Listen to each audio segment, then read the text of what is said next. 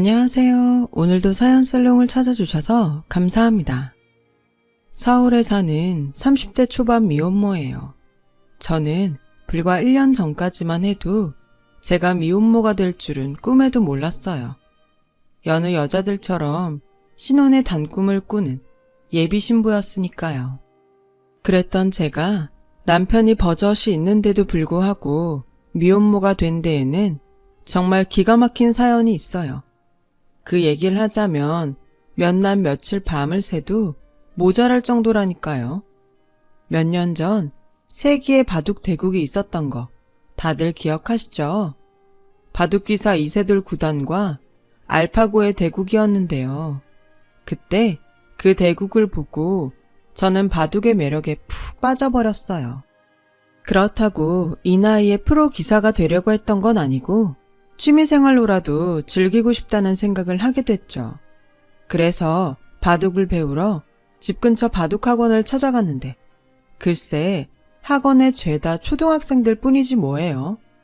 어른 체면에 초등학생들 사이에서 배우기는 좀 그래서 발길을 돌려 나왔어요. 이러다 바둑판을 사들고 경로당을 찾아가야 하는 게 아닐까 싶었죠. 아쉬운 마음에 다음날 회사에 가서 그 얘기를 했더니 저희 부서 부장님이 그러시더라고요. 바둑하고는 뭐하러 다녀? 바둑 동호회에 들어가면 되지. 바둑도 배우고 같이 대국장도 다니면 좀 좋아? 그러다 마음 맞는 사람 만나면 연애도 하고 일석이조 아닌가? 그 자리에선 그냥 웃어 넘겼는데 집으로 오는 버스 안에서 생각해보니 말이 안 되는 건 아니더라고요. 그렇게 해서 바둑을 배울 수 있다면 이보다 좋은 방법은 없겠다 싶었죠. 그래서 바둑 동호회에 가입을 했어요. 동호회 카페 게시판을 보니 그 주 주말에 정기 모임이 있다고 하길래 잔뜩 기대를 하고 첫 정모에 나갔죠. 그런데 글쎄 정모가 제가 생각했던 분위기가 아니지 뭐예요. 저는 대학 동아리처럼 선배들이 신입 회원들한테 바둑도 가르쳐주고 회원들끼리 바둑도 두는 줄 알았거든요. 근데 이건 뭐 바둑은 뒷전이고 만나서 술자리를 갖는 게 고작이더라고요. 물론 술자리 대화는 온통 바둑 얘기뿐이었지만 보석은 물론 행마가 뭔지도 모르는 저로서는 딴 나라 얘기 같았어요. 그렇게 첫 정모를 마치고 돌아온 저는 이후 동호회 정모에 나가지 않았어요. 술도 못 마시는 저로서는 술자리에 앉아있는 것 자체가 고역이었거든요. 게다가 그런 자리에 가자고 회비까지 내고 시간 낭비할 필요는 없잖아요.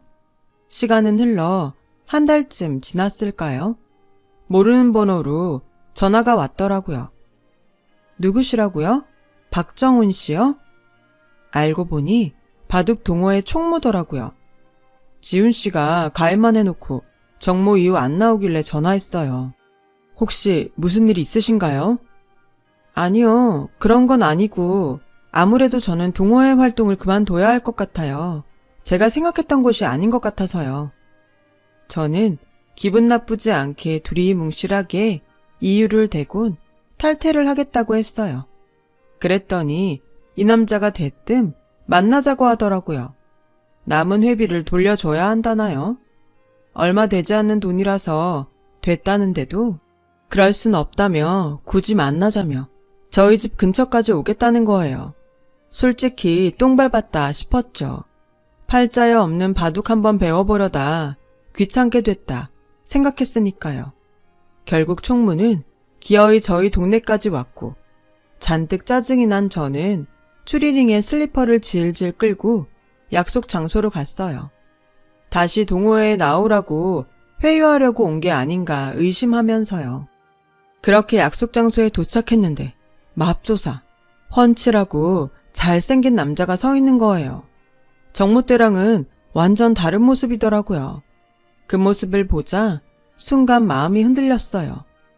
다시 동호회에 나가 말아? 그리고 그 순간 내가 맨 얼굴로 나왔다는 사실이 떠올랐죠. 아, 이럴 줄 알았으면 비비크림이라도 바르고 나올걸. 얼마나 후회가 됐는지 몰라요. 그래서 최대한 머리카락으로 얼굴을 가린 채 다가가 인사를 했어요. 여기까지 오시게 해서 죄송해요. 괜히 제가 귀찮게 해드렸나 봐요. 아니에요. 제가 오겠다고 한 건데요, 뭐.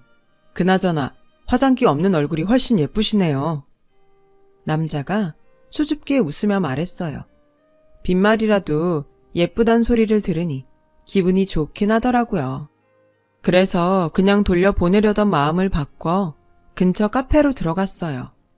카페에 앉아서 얘기를 나눠보니 총무도 동호회 분위기가 마음에 안 드는 모양이더라고요.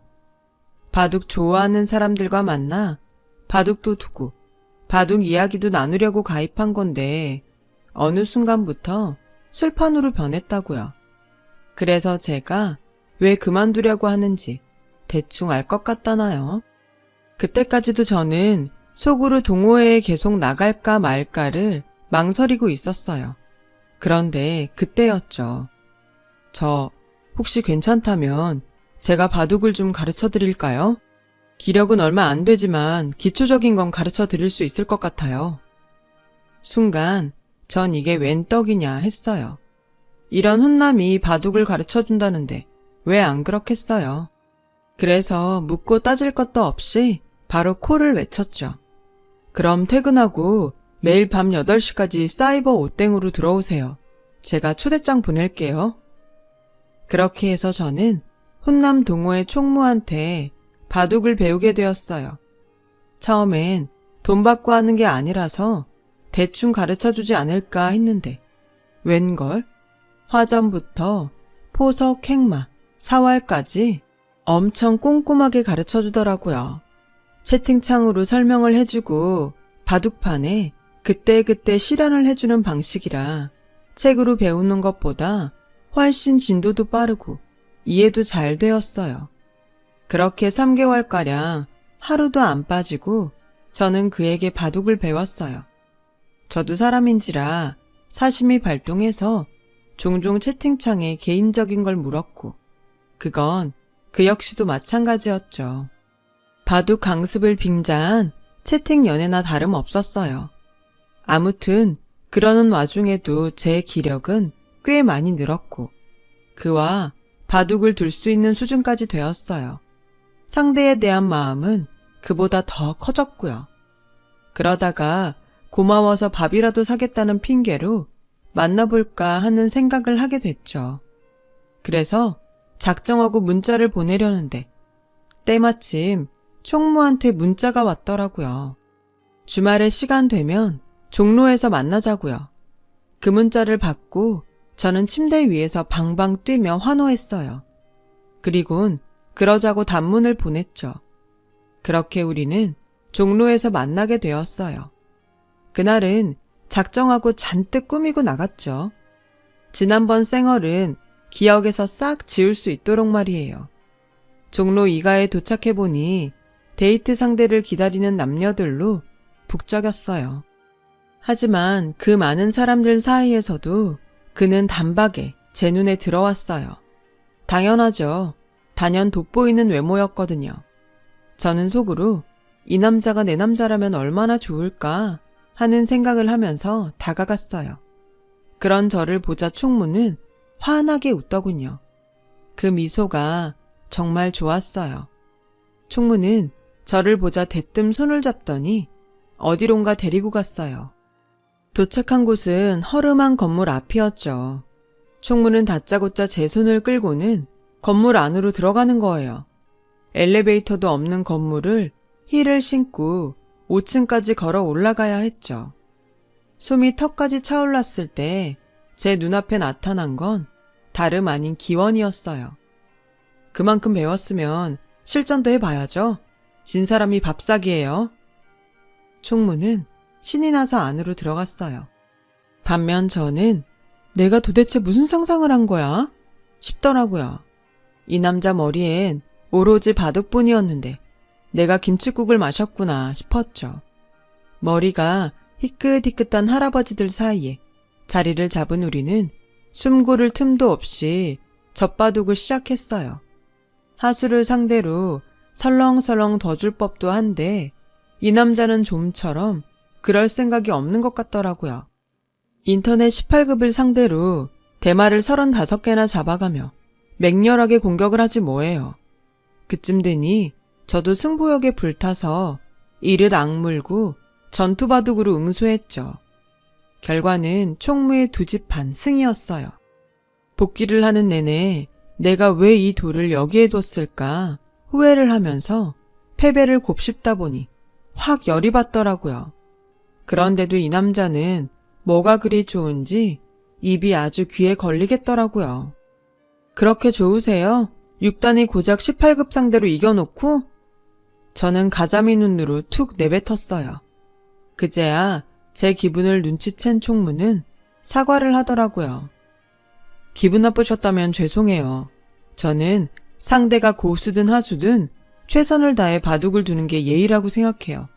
물론 상대 기분을 생각해서 대충 더 줄 수는 있어요.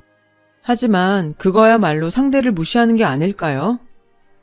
그 말을 듣고 보니 이 남자 말이 맞는 것 같더라고요.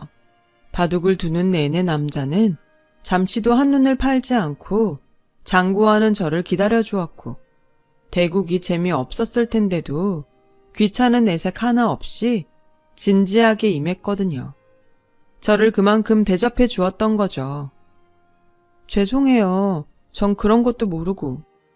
그의 진심을 알게 된 저는 기쁜 마음으로 밥을 사겠다고 했어요. 내기에 져서 밥을 사면서도 이렇게 기분이 좋은 건 처음이었죠. 밥을 먹고 자리를 옮겨 차를 마시는 내내 우리는 바둑 얘기를 했어요. 3개월 만에 만났는데도 매일 밤 넷에서 대화를 했던 탓인지 낯설지도 않고 그렇게 편할 수가 없더라고요.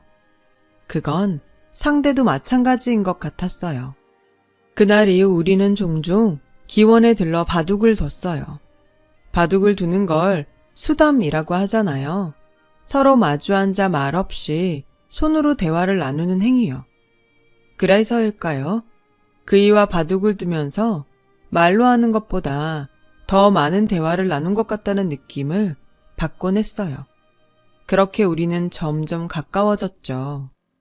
1년 가까이 수담을 나누던 우리는 크리스마스 즈음에서 연인 관계로 발전했어요. 그제야 처음부터 저를 마음에 두고 있었고 회비는 핑계였다고 하더라고요. 그 정도면 제가 눈치챌 줄 알았는데 자기 마음을 몰라주길래 바둑을 가르쳐주겠다는 핑계로 어떻게든 만남을 이어갔던 거라고 말이죠. 생각해보면 제가 참 눈치가 없었어요. 남친의 때늦은 이실직고를 듣고서야 알게 됐으니 말이죠. 알았다면 진작 사귀었을 텐데 말이에요. 그리고 2해 뒤 여름, 저는 임신을 했어요. 아직 본격적으로 결혼 얘기가 나오기 전이라 임신 테스터의 빨간 2줄을 보곤 살짝 겁이 나긴 했지만 이 남자라면 책임감 없이 외면하진 않을 거란 생각이 들기도 했어요. 그리고 제 예상대로 임신 소식을 들은 그는 당장 양가 부모님을 찾아뵙고 결혼 허락을 받자고 하더라고요. 평소 실내 바둑을 선호하던 그는 결혼 전에 아이를 갖는 건 따지고 보면 시간을 절약하는 방법일지 모른다며 차라리 잘 됐다고 하더군요. 그 말에 저는 안심할 수 있었어요. 시부모님은 제 임신 소식에 처음엔 조금 놀라신 것 같았지만 이내 잘 됐다시며 제 몸부터 걱정해 주셨어요. 특히 어머님은 같은 여자라 그런가 제 입장에서 많이 생각해 주셨죠. 아무래도 결혼식은 출산 후에 하는 게 어떨까 하는데 네 생각은 어떠니? 한 번뿐인 결혼식인데 예쁘게 몸 만들어서 하는 게 좋지 않겠어? 아직은 임신 초기라 티도 안 나고 드레스를 입어도 괜찮을 것 같아요. 출산으로 미루면 너무 늦지 않을까요? 그건 그렇다만 임신 초기엔 조심을 하는 게 좋아. 결혼 준비하려면 스트레스도 많이 받을 텐데 너도 태아한테도 좋을 게 없지. 결혼식에 언제 하든 뭐가 문제겠니? 네 몸 건강한 게 우선이지.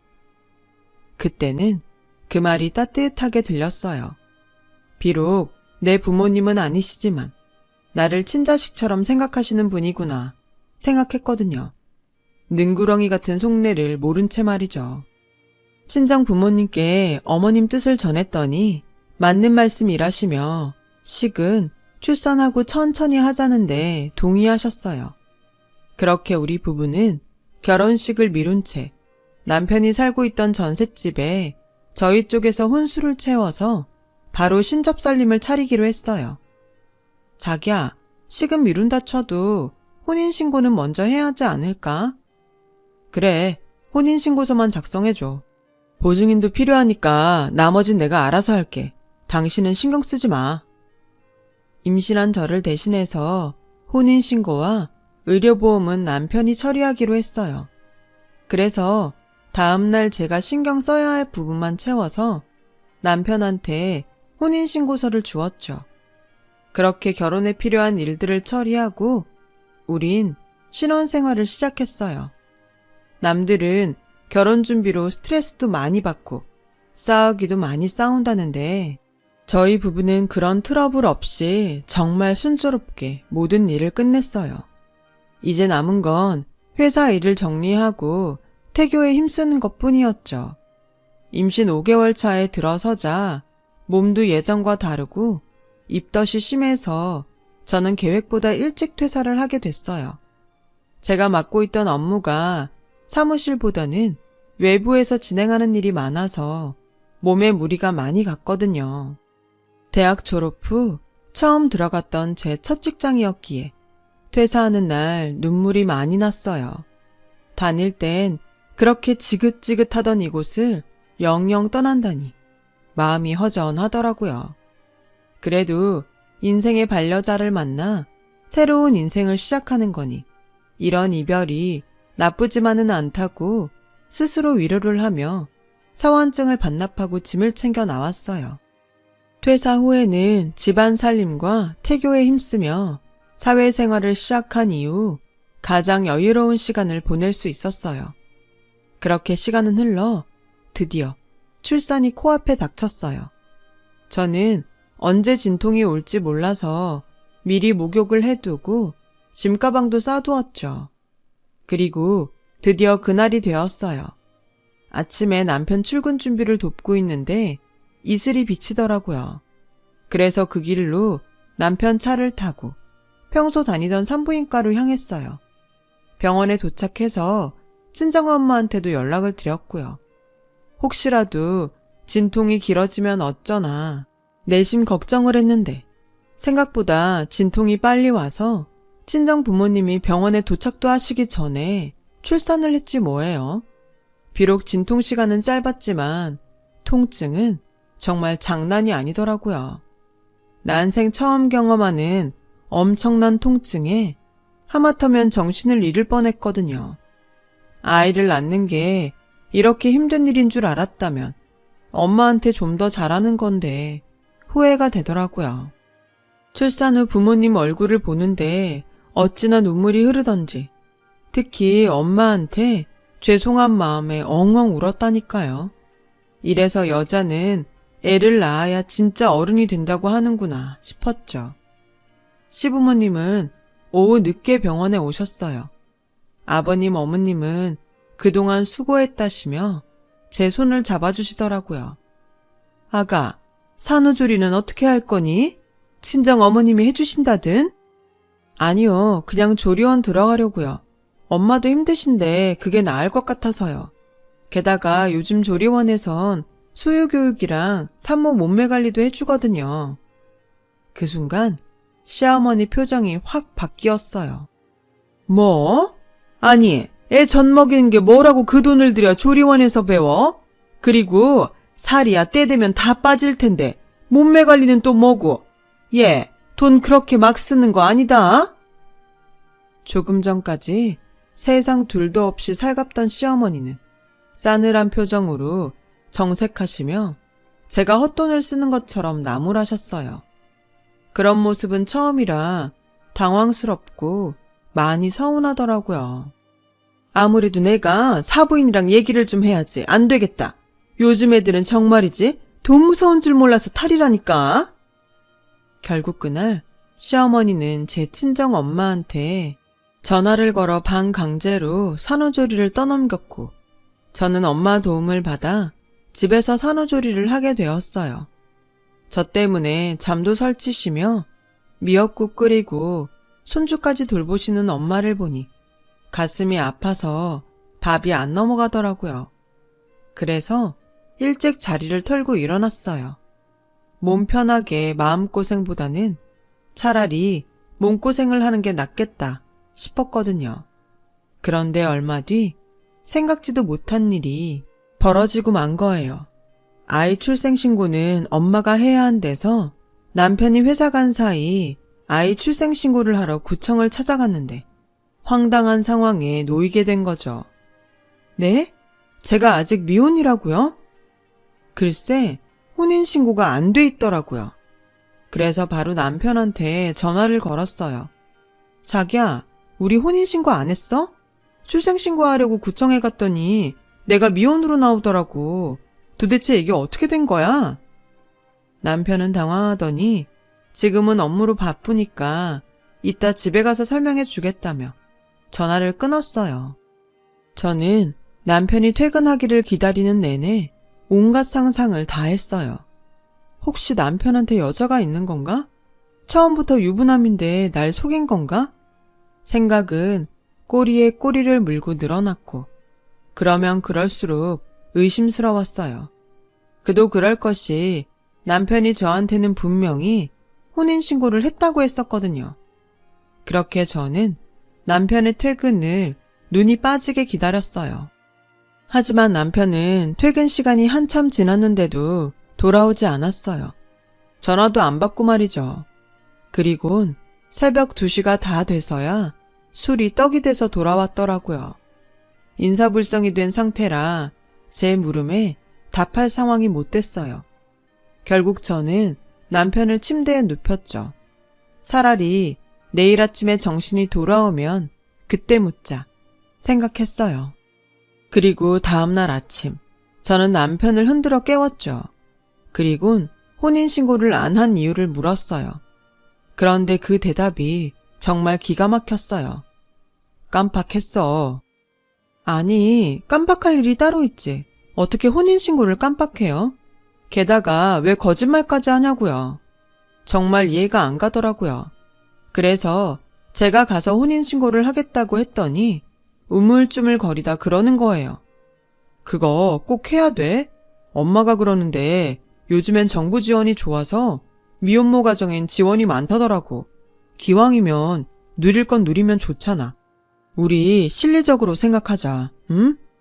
아니, 이게 무슨 개벽다귀 앓는 소리래? 저는 제가 잘못 들은 줄 알았어요. 그래서 다시 되물었죠. 그럼 나보고 미혼모로 살라는 거야? 내 말은 쭉 그러라는 게 아니라 지원 받을 거 좀 받고 나중에 천천히 혼인신고해도 늦지 않을 거란 얘기지.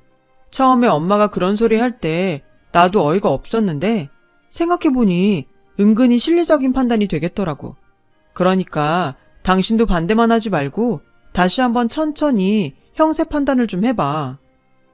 이 미친 인간은 지 아들을 미혼모 자식을 만들라며 저를 설득하지 뭐해요. 너 아주 미쳤구나. 넌 네 아들을 두고도 실리를 따지니? 왜? 그럴 거 차라리 부잣집으로 입양을 보내라 그러지. 따지고 보면 그게 더 실리적인 거 아니야? 어떻게 아빠란 인간이 이럴 수가 있냐?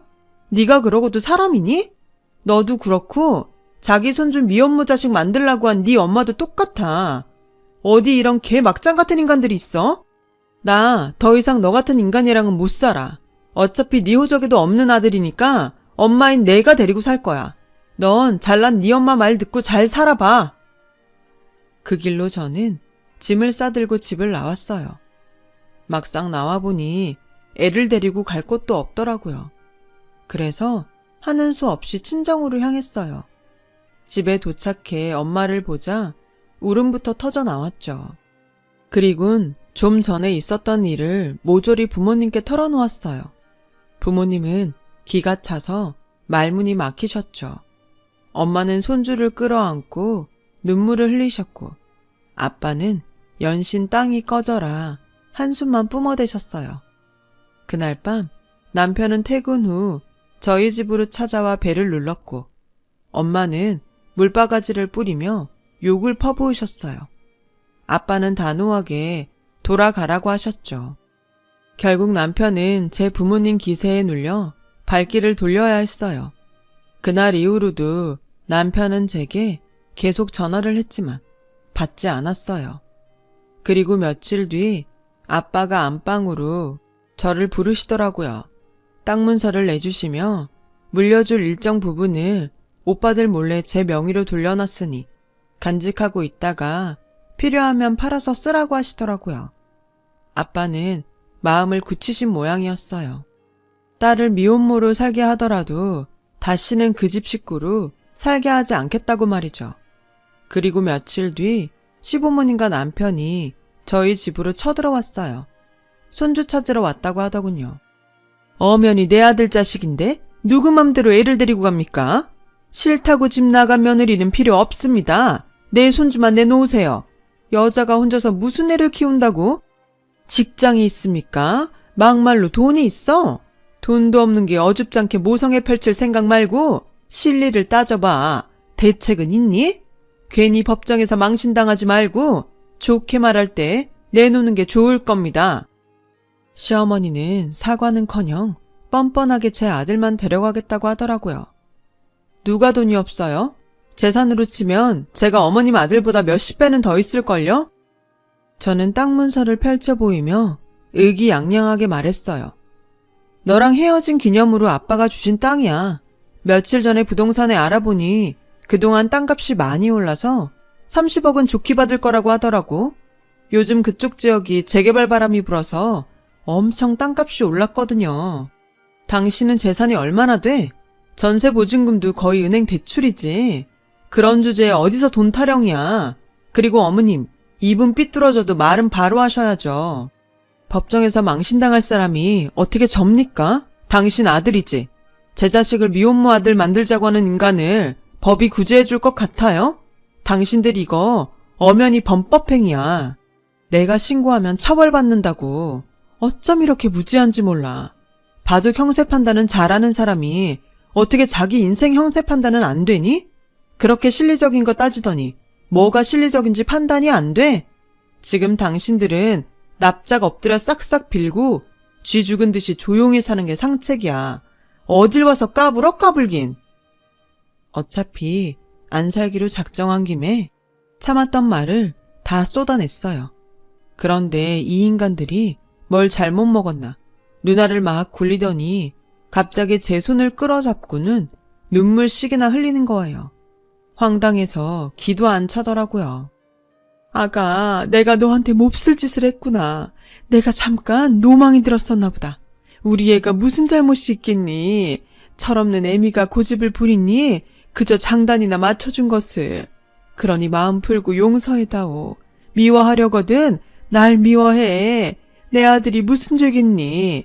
그러니 지난 일은 모두 잊고 못 치른 결혼식 제대로 치르고 다시 시작하렴. 너도 미혼모로 살고 싶은 건 아니잖니? 어머니가 저 자세로 나오자 남편은 어느 장단에 박자를 맞춰야 할지 모르는 눈치더라고요. 엄마, 갑자기 왜 이래? 이 사람 임신했다니까 결혼식 안 하고 넘어갈 수 있다고 좋아하더니 무슨 결혼식? 어차피 돈벌이도 못한다고 헤어지라며. 나보고 어쩌라고 자꾸 말을 바꿔? 아, 난 몰라. 엄마가 알아서 처리해. 이놈 새끼야. 지금 30억이 눈앞에서 날아갈 판인데 이혼은 왜 해? 아우, 그 머리로 어떻게 살아갈래? 이런 것까지 엄마가 설명을 해줘야 돼? 그제야 남편은 형세 판단이 섰는지 미안한 표정으로 저를 바라보더군요. 어찌나 가증스럽고 치가 떨리던지 저는 방으로 들어가 우리 애 똥기저귀를 들고 나왔어요. 그리곤 남편 얼굴에 팍 던져버렸죠. 쇼하지 말고 당장 나가. 니들한테는 우리 얘 똥기저귀도 사치야. 좋게 끝낼까 했는데 당신들 꼴을 보니 인간이 되긴 글러먹은 것 같아. 안 되겠네. 집에 가서 기다려. 사실혼 관계에 따른 위자료 청구랑 혼인신고도 없이 정부 보조금 사기치려고 했던 것까지 모조리 고발해서 소장 보낼 테니까. 쓰레기만도 못한 인간들. 평생 변치 말고 지금처럼 똑같이 살아, 쓰레기들아. 저는 남편과 시어머니를 내쫓았어요. 그리곤 변호사를 찾아가 위자료 청구와 친권과 양육권에 대한 상담을 했어요. 그 밖에 경찰의 사기건으로 남편과 시어머니를 고소 고발했고요. 행복한 산모에서 하루아침에 미혼모가 된 저는 여전히 친정에 머무르고 있어요. 부모님께서는 아이가 클 때까지 같이 살자고 하시는데 그건 좀 생각을 해봐야 할 것 같아요. 언제까지고 부모님께 기대서 살 수는 없으니까요. 그리고 아빠가 주신 그 땅은 원래대로 오빠들과 공평하게 나눠 가질 생각이에요. 혼자 된 딸을 걱정하는 부모님 뜻은 잘 알지만 그래도 한 거 없이 혼자 먹으면 체할 것 같거든요. 사실 전 남편과 시모가 찾아왔을 때도 땅 자랑할 생각은 없었는데 하도 막말을 해대길래 홧김에 지른 건데 그걸 이렇게 모자가 덥석 물 줄은 몰랐네요.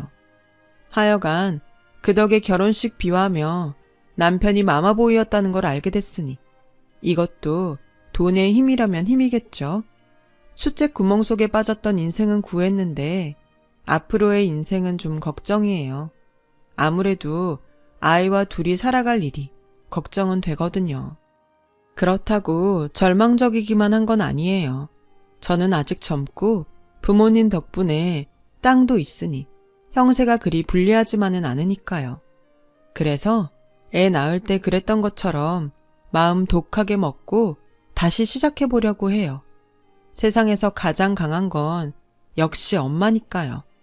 힘내서 또 살아보겠습니다. 여러분도 저도 모두 화이팅입니다. 여러분, 사연 댓글에 응원과 현명한 조언 부탁드려요. 좋아요와 구독은 저에게 큰 힘이 됩니다. 오늘도 좋은 일 가득하세요.